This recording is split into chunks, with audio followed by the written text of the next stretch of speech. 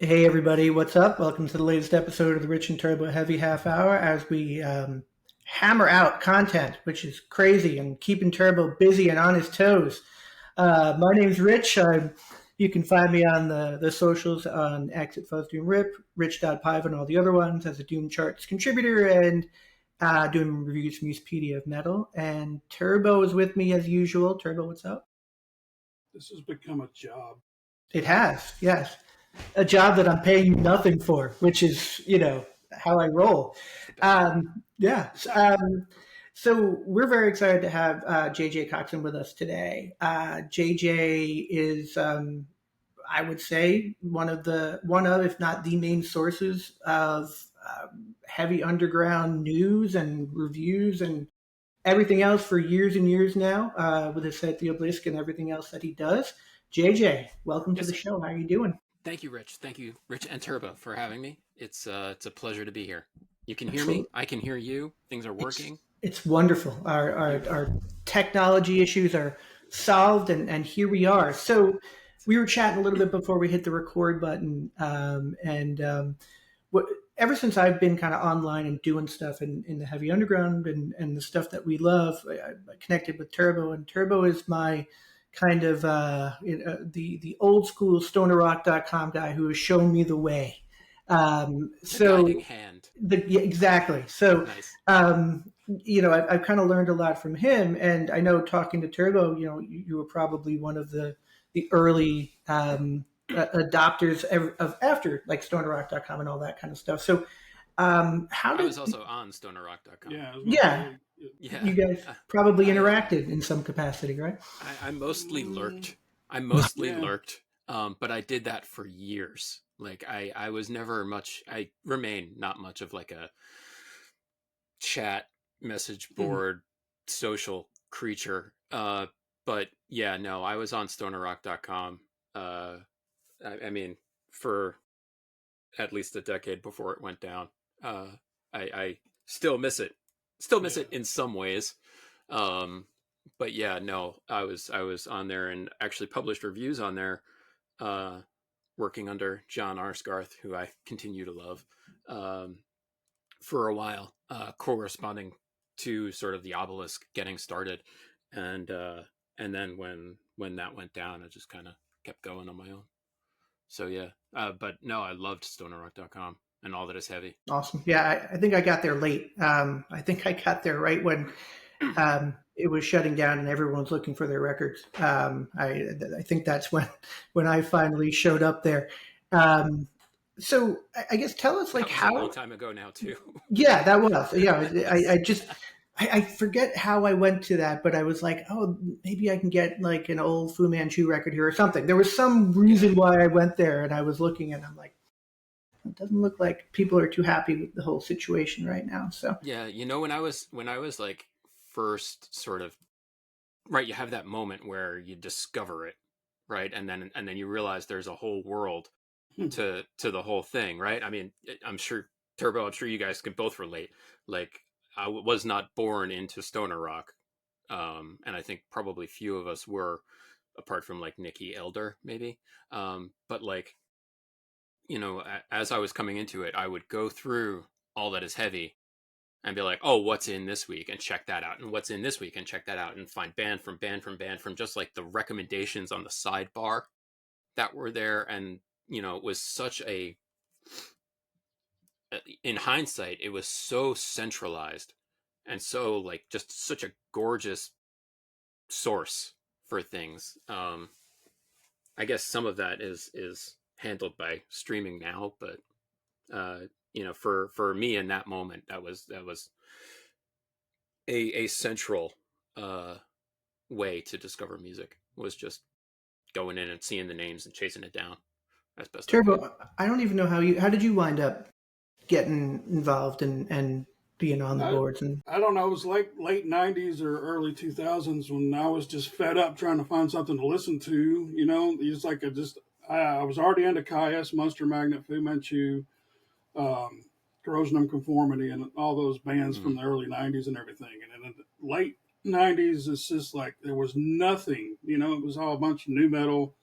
or crap or whatever, you know. It's just Yeah. like Yeah. I typed in, I think I typed in the search bar one day, bands like Caius or something. I don't know. And the thing that popped up was the Careful what you wish for. stonerrock.com. Yeah. And I saw all the iconic, damn it, all the cool shit of the designs and stuff that they had on stonerrock.com with the Malleus, artwork. Man. Yeah. Fanny Joe. And the credo that he had up about how this, I was like, man, I found my people. I forgot what it said, but it was like, this was everything I've been looking for. And then it was like falling into a hole, you know, and just like, God, this is like awesome, but not so awesome at the same time because I can't keep up. But yeah, well, there is that factor, especially now, it seems like. Yeah. But yeah, even worse now. Yeah, we're going to hit you up and talk to you a little bit about that. I think in like 98 and 99, I was on the Black Crowes message board taped trading, looking to make sure that the ones I were getting had like the Torn and Frayed cover, the Stones cover on there. I had like 500 Black Crowes cassettes that I used to trade. So that's where I was in doing it. It was that, and I was into a lot of post-hardcore stuff. So yeah, it was a different journey on how I got to where we're at today. I come from metal. I didn't realize that you were. No, go ahead. Did you say you were Arsgoth? No. Oh, no. Okay. John Arsgarth, Yeah. John Pegararo. This is Arsgarth. No. I was HP Taskmaster at the time Well, that on there. makes sense. And again, Name. almost exclusively Lurker. So I mean, I remember your name on there, but when you said Arsgoth, I was like, yeah, I got a little confused. No, different guy. Yeah. Yeah. Because I think we should. I know. I saw John. I saw John earlier this year. Actually, I continue to love John Pegararo. He's great. Awesome. But yeah, no, I would never. That'd be like, I don't know. That'd be a fun scam. I was Arsgarth. I was never that cool. And then I saw You said- Sativa was on Jeopardy. Really? You never saw that? No. He was he won a couple of games. Yeah, man, that's like watching Jeopardy, an old show of Jeopardy one day, and there's this guy with this big red afro, and I'm like, he looks kind of familiar, and yeah, I figured it out that was him, man, and he won. I don't know if he won more than 2 or 3 games, but that was pretty cool. Hey man, that's not nothing. Back when Alex Trebek was still alive, so it was really weird. Wow. All right, that's cool. Oh, small world. I've always dreamed of being on a game show, but I would lose at Jeopardy, but I think I would excel at Price is Right. But anyway, we're on a different tangent there. Yeah. JJ, you were saying that you were into metal getting into. I was a metal guy, and high school was kind of where I found underground metal first, and then college sort of came into underground rock, and that's sort of where I always liked psychedelic music, so sort of having that edge and having that sort of tangent of heavy underground, especially Jesus as time has gone on. It was kind of a like, oh, this is what speaks to my brain. This is what I want. So that's where I've been ever since.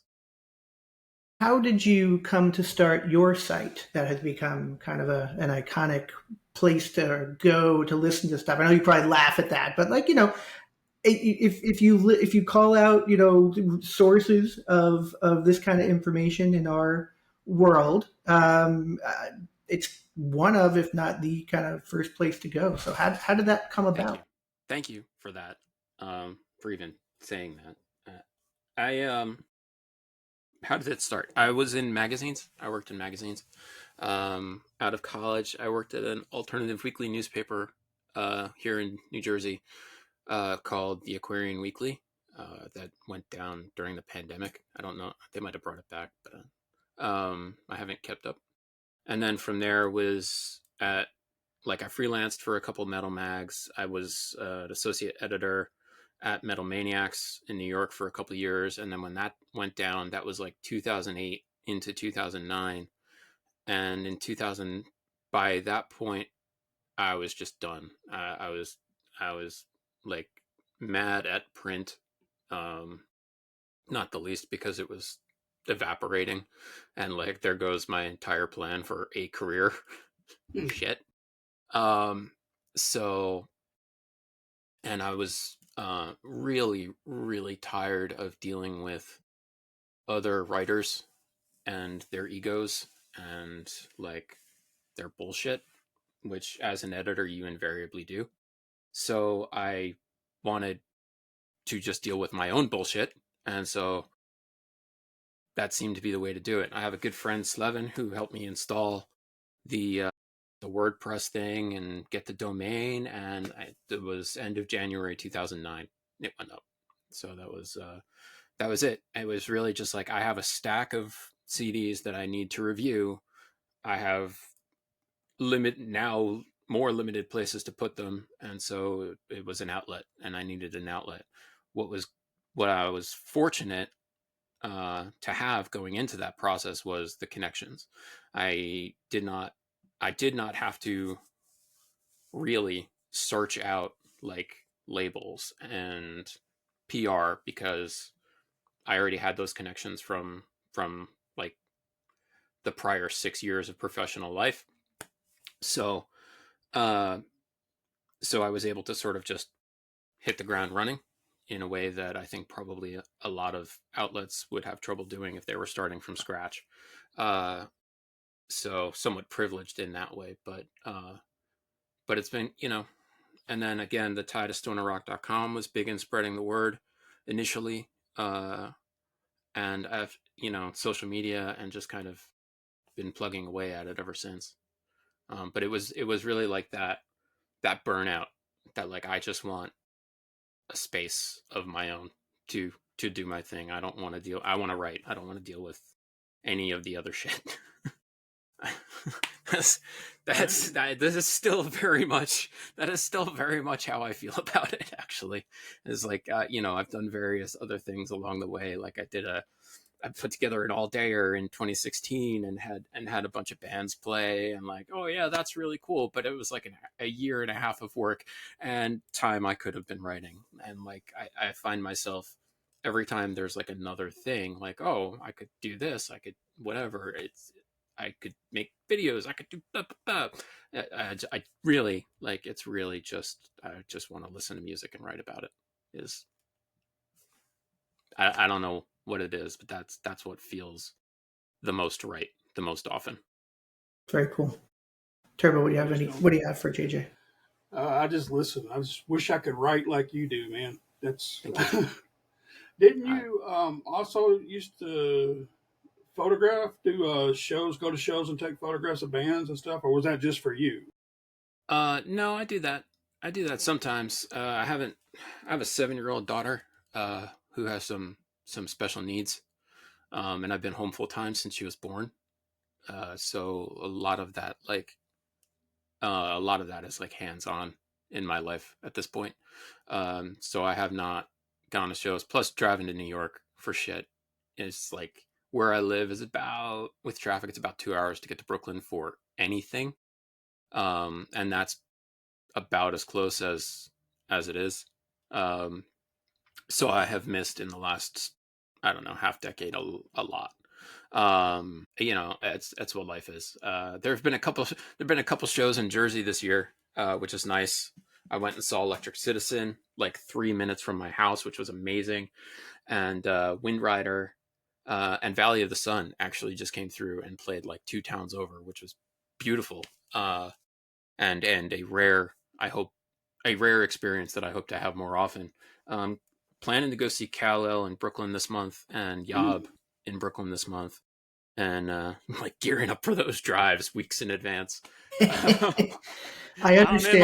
I'm in my 40s, and so hoping to do that. So yeah, live coverage is is sort of secondary at this point to what it was, but I still try and get out when I can, and I've been lucky enough that a couple times a year a festival in Europe or wherever will say come on over and do the thing.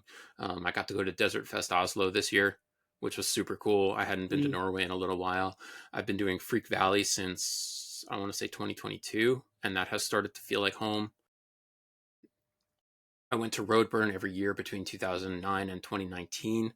I missed 22 and 23, but went to 24 and went back this year. So kind of back on track there, and continue to love Walter. And various and sundry others along the way that I've been lucky enough to go to. And honestly, it's like kind of easier for me at this point to hop in a plane and fly to Germany for a show than it is to drive to New York.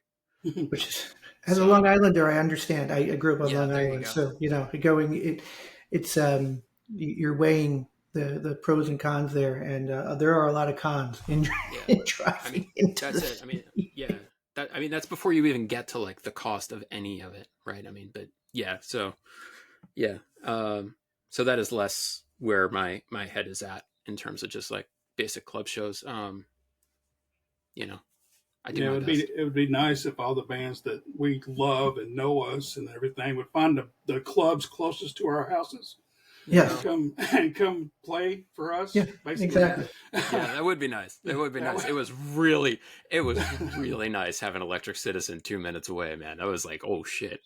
I wish I'd booked shows here. We are, and this is the way we are. I live in Melbourne, Florida now, and it's hard to kind of get. Nobody comes here. I have to go to Orlando. I went to see Truck Fighters in Orlando, and it's an hour. If I want to go pretty much anywhere, it's an hour. But so my wife and I are like planning our, and this is me, not her, planning our like next vacation to make sure I'm in Atlanta when Kal-El is playing November 2nd or November 1st. I'm like, so let's go this and let's do this, and then we'll stop off in Atlanta so I can see Kal-El and Insomnia play.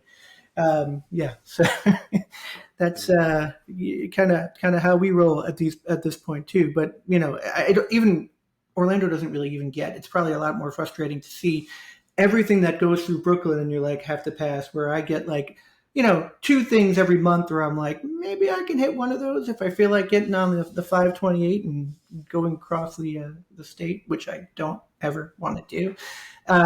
So anyway, I wanted to ask you just I talk to a lot of the people who, do reviews and do stuff and do the social media stuff. And, we get varying opinions of how people feel like the scene is these days. Like, when it comes to the quality, the quantity, the interaction, and someone who's been around, do you have any thoughts on just, state of the scene today?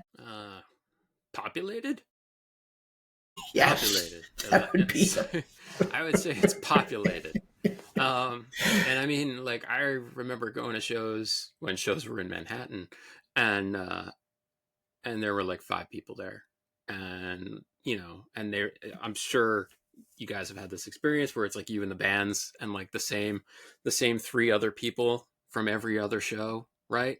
Like I did that kind of thing, and then like got to see that next generation come in circa like 2010 2011 of people who were newer listeners finding underground music and sort of beginning to explore that. In New York, the St. Vitus bar became the locus of a lot of that, and in my head that's kind of the difference, is like shows going from being empty in Manhattan to packed at the Vitus bar, and over a period of 4 years, 5 years max.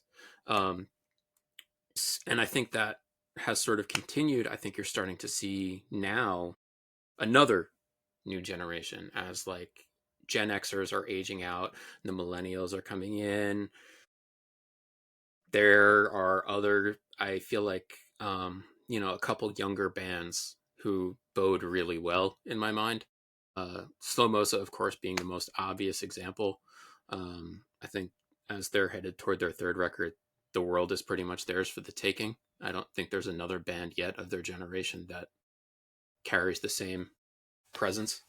And yet I still have to remember that Elder are like in their early 30s as well, which is amazing because they've been around for so long. But yeah, no, I mean, there are like, I think the next few years, hopefully, we'll see sort of a turnover. But right now, like, between the sort of democratization of distribution through Bandcamp, and which is owned by a major corporate entity, it has to be said, is not an independent thing, even though it's Bandcamp Friday. And I know everybody's going to put the release out. Everybody sends their email for Bandcamp Friday. 300 fucking emails this morning.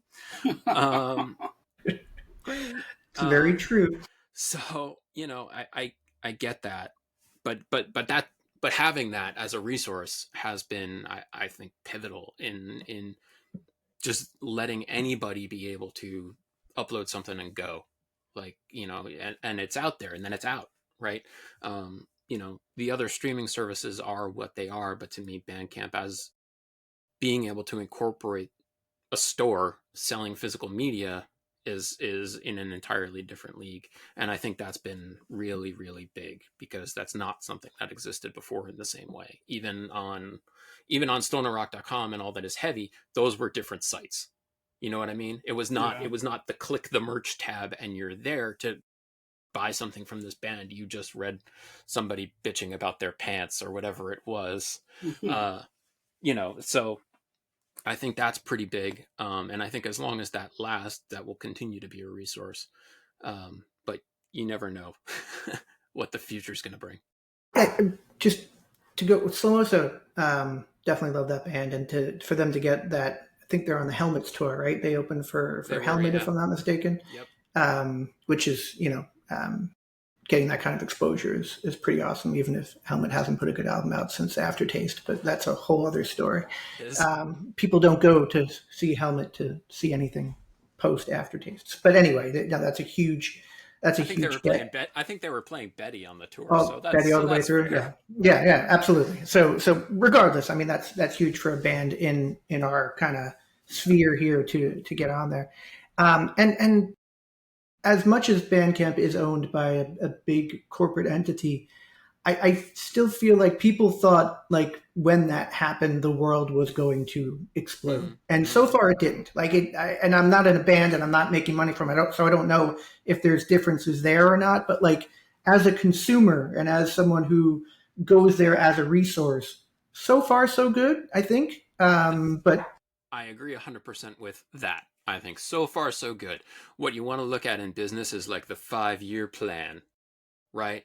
Is like, oh, we rolled this back, and then they kind of tried rolling back Bandcamp Friday, didn't they? And then people lost their minds, right? So I feel like there have been things along the way, little ticks kind of chipping away at what that was, and that may continue. It may not. I honestly don't know. But I mean, like, when something like that happens, I tend to notice it, because that's a thing that fucking corporations do when they want to go in and, like, ruin a thing by continuous improvement. So I don't know where Bandcamp is going to end up. It's precious while it lasts. Yeah. I think people thought there was going to be an immediate fall off, and yeah. You know, we're okay. We're still okay right now. Glad to not have that be the case. Absolutely. Yeah. We'll any other bands that you'd call out that maybe you see as, like, this, that kind of flying the flag of the future of this, and I one of the bands that I would mention, just because they're young. I love to see young bands doing this, because everyone else looks like us. And are of our age or older, or a band like Black Moon Cult. Those are young kids doing their thing, and they sound like they've been around for a while, and they're probably half a lot of the people's age, which is cool. It's cool to see that. Sure. Anybody who you would call out as, like, a band that would probably help to fly that flag, that would be around for a while if they keep it. Be around for a while. There was a Swedish band earlier this year called Caboose, who put out a record of self-titled. It might have been on Majestic Mountain. I'd have to look it up, and I'm not going to interrupt this to go do that. But they put out a record that, like, really kind of reminded me of Fu Manchu as kids, spliced in with a little bit of that, like, lowridery Swedishness. That was like, oh yeah, this could become a thing. And I think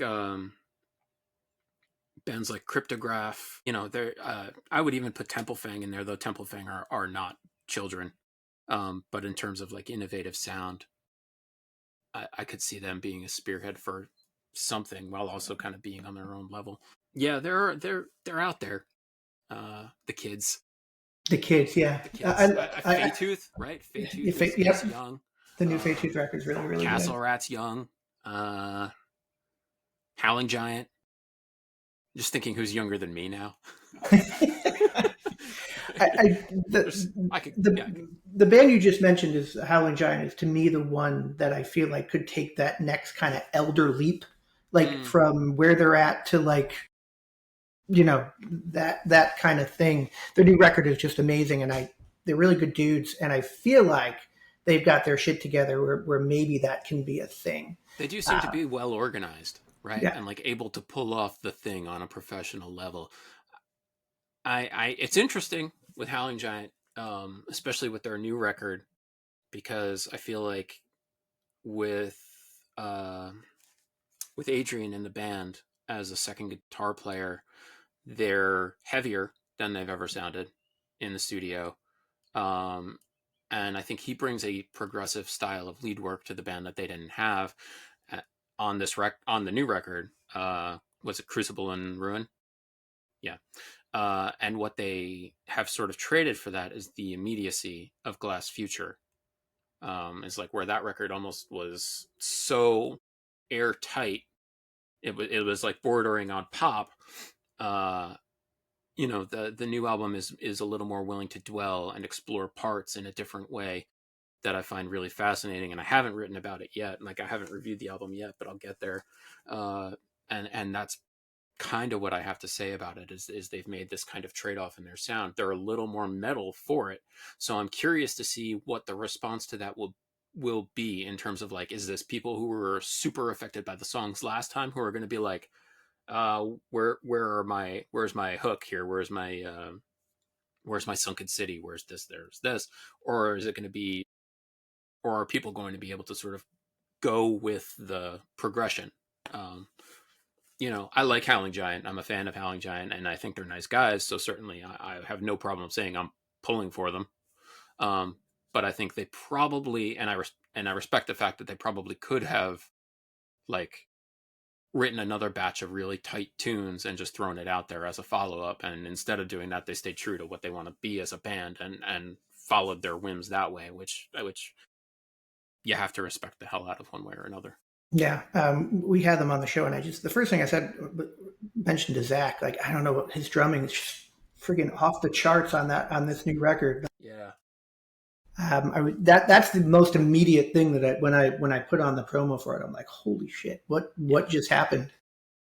But yeah, no, interesting points about how it might wind up being. It's a more complex record for sure, and that may or may not. You know, we'll see what people go. For me, I think I like it better than their last record. It's to me they're the best thing that they've done. But we'll see. Absolutely, good point of view there. Turbo, what else you have for JJ? Have you ever or thought about? I may have missed it. Have you ever written a book about the scene or bands or anything like that? Or no, do you want to? Not about bands. I in let's see, 2010 to 2012, I went back to school and I got a master's degree in fiction writing because my wife, because I love debt. I love it. And if I can get debt for basically nothing in trade, ooh, sign me up. No, my wife was at the time. My wife was at the time. She is still my wife. Was pursuing a PhD in political science, much more serious. And I was out of work, and what do I do? So I went back to school, was basically what happened. And after that, what was my thesis for that, a short story collection, became a collection of short stories I put out in 2016 with the help of a very good friend, Steve Murphy, frontman of Kings Destroy, who was in Uppercut and New York Hardcore or whatever. But in my head, he's Kings Destroy. Actually, in my head, he's just kind of Steve. But but he helped me get that all together. And we printed up 300 copies of it. The post office immediately lost 100 copies. The rest of them sold, which I'm happy to say. I think I had 3 copies left, and now I think I have 2, and they're somewhere in this house. I don't know. But I did that, and that was the only sort of book project I've done. Honestly, I have nothing against the idea, and I certainly have ideas for stoner rock books always. It's like I could put together my idea for the scene book is the canon of heavy. Is I put together the Obelisk's canon of heavy. It's, let's say, 80 to 100 of the most essential records. I offer no absolutes, right? This is not the best, this is not the greatest, this is not this, but this is music that will make your life better, which is my position generally across the board anyway, rather than hyperbole and superlatives, unless I get really stoked on a thing. Like that project is in my head a lot, and is a thing I could do. I don't have time. I get, like, in the average weekday, maybe 3 hours of writing time at this point, and that is not really enough for me. It's not like it's not enough to meet with my need. And so I'm scrambling as it is. Yesterday, I started a quarterly review today, which is a sort of, well, it's quarterly. It's a feature I do every couple months where I do a review roundup. It's 10 records a day and it goes for however long. This one will go for 7 days. But I started that yesterday. My daughter had the day off from school, and so I've got her in the bathtub, and I'm trying to sit and write a review of the new Florist record, which is really fucking good, by the way. And my new favorite band, just so you know. Yeah, really good. But I'm trying to, I'm scrambling, and I'm trying to do that, and then it's like 7:00 last night, and I'm trying to bang out like some guy's synth record from Ohio where he's just doing everything on Moog, and I'm like half stoned trying to make my way through it. My policy across the board is I do as much as I can when I can. Like just before I got on with you guys, I was trying to finish up the post that'll close out this week. When we're done, I will go back and finish it. And then at 12:30, I have to go to the school to bring my daughter lunch, and then at 3:00 I pick her up. So and I have errands to run between that and managing the house and this and that. So, but like I have made the Obelisk a big part of my life for the better part of the last 17 years, and I don't see an end to it yet. So everything beyond that is I just do as much as I can when I can. And people will be happy to say that. I hear that because the Obelisk is a place that people go, and I said it wrong the first time, but now I know how to pronounce both your last name correctly and the name of the website. So thank you, JJ. I wouldn't vouch for my pronunciation, but of either, really, by the way. So thank you. Actually, if you want to hear this, just to tell you the story real quick, I was in Hungary last year with my family for 4 weeks. It was like the biggest trip we've ever taken. My father's family, the Koczans, come from Hungary. It's a Polish-rooted name, as I've found out since. But I never knew how to pronounce my name until we went to the cemetery where like an entire branch of my family, who I previously had no idea existed, were buried, and saw it. Like I've been taking Hungarian language lessons for the last 3 years in an effort toward getting citizenship because my father's side is from there, and I'm eligible. And there's a language requirement, so I've been learning how to say the words, and there it is, and it's Koczza with an accent, and it becomes Koczan, which I had no idea. I never knew how to pronounce my name until last year, at least culturally pronounce it, and I kind of take whatever comes. But that was the first time in my life that I was able to pronounce my own name. So don't feel bad if you ever yeah, I share the experience. I got a message from Stefano from Warco. We were just chatting a little bit today, and he's like, "Yeah, very nice guy, great congratulations for #1 on the Doom charts this month, which is very, very cool. But he's like, I know a bunch of my girlfriend knows a bunch of Paivas in the region she lives in. And I'm like, I always thought that my name was shortened from something when, a great grandfather came to Ellis Island. It was some long Italian name or something like that. But I'm like, oh, wow, that's very, very cool. Now I need to go to Italy. But then I watched the Amanda Knox documentary, and I'm like, no, maybe I don't want to go to Italy. Next thing you know, I'm in an Italian prison and, fighting for my life and whatnot. So, anyway. Not to say it couldn't happen here. Well, it could really happen anywhere, but at least I could speak the language basically here. Thank you, JJ. This has been amazing. I hope you will come back and talk to us again. Just know that it's probably hard to get your head around, but like having your site be just a place that we go to check out what's going on and to know and to take that stuff and to kind of learn from and put into what we listen to and what we dig. So appreciate that. Love the fact that you love the new Florist record. Shout out to the guys in Florist whose episode is dropping today. And you guys bang it out, huh? Yeah, as Turbo said, I have put him to work, and this was not the plan. It was not the plan to have these many episodes. I think I wanted to do one a week, but everyone keeps saying yes to us. Everyone is so nice that we talk to, and it's hard to not want to do this. The hardest part is when the video doesn't upload properly. Otherwise, I put my logo on it and upload it to YouTube and let it go out to the world. I barely edit. Like I will edit when someone asks me to. For example, we had Pale Horse Ritual on, and they might have given away a tour thing that was happening that they didn't necessarily want to get out soon. Otherwise, and then there was one uncomfortable moment recently, a political moment that happened where it got uncomfortable, where we didn't want to be disrespectful. So I took that piece out because no good would have come from it. Let's just say that. Understand.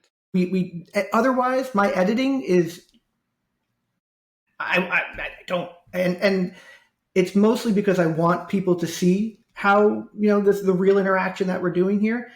I'm also not great at it, and I also have a full-time job. So this is like this is just the fun stuff, right? So add the logo, upload, enjoy, everyone. That's kind of my approach to this show. Beautiful. Thank you, JJ. Thank you, Rich. I'm going to let you get back to your writing. I'm going to get back to doing what I got to do, and Turbo will get back to what he's going to do. And thank you for all you do for the scene, and it's great meeting you face to face. Thank you so much. Great to meet you guys. Thank you. Hope to do it again. Thanks. All right. Bye.